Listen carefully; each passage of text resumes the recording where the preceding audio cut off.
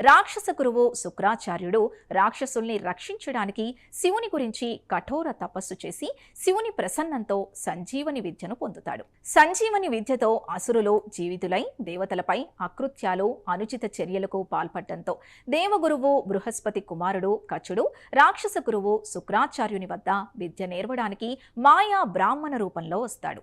గురువు శుక్రునికి శుశ్రూషలు చేస్తూ సంజీవని విద్య నేర్చుకోవడానికి కచుడు ప్రయత్నిస్తాడు.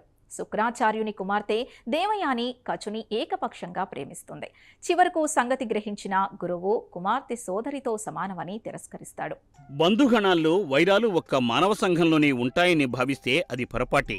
మహాభారత గాథలో దాయాదుల మధ్య యుద్ధం మనకు తెలిసిందే.